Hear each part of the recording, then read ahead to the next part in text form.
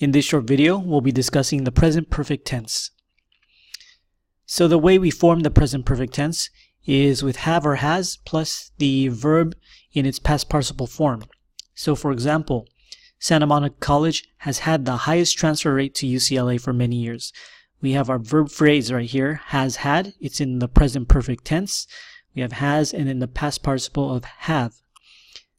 Then we also have they have studied linguistics since 2008. Again, we're using the present perfect tense here.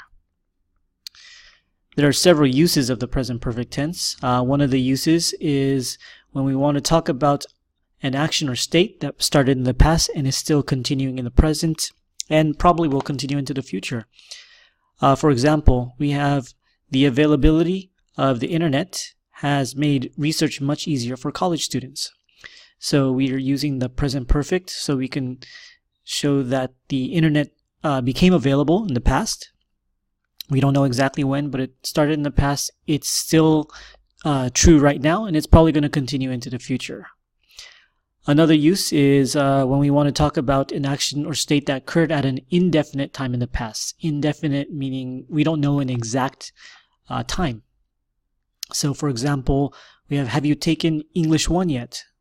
We're using present perfect in a question format, but we want to know, have you taken English 1 yet at some time in the past? We don't know exactly when, whether it's last semester or last year. It doesn't matter. We don't specify when we use the present perfect tense.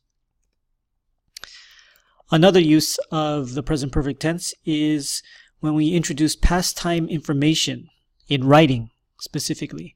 Once a topic is clear, a writer often switches to simple past tense. So for example, this college has had a long and successful history. The campus opened in 1929 with less than 100 students. By 1950, there were over 55,000 students enrolled. So you can see we started with the present perfect and then we switched over to the simple past. So that's an example of how you can use it in writing. The general meaning of the present perfect is something that started in the past and is connected to the present or is relevant to the present. We can also kind of think of it as something that's incomplete. Some of the time phrases and adverbials we use with the present perfect, we use for as a preposition plus length of time, which shows duration. So for example, for 5 months, for 7 years, for a whole week. Also use since, but when we use since, we use a specific point in time that shows a starting point. So for example, she has lived in Santa Monica since the early 90s. She has taught ESL since the late 70s. Some other time expressions we use with present perfect are these listed here: just, already, and so on. For adverbial placement with the present perfect, we usually put the adverbial between an have and the verb and past participle form in statements. For example, she has always been a meticulous student. So when we use an adverb, we put the adverb between the have or has and then the verb, the main verb, in past participle form.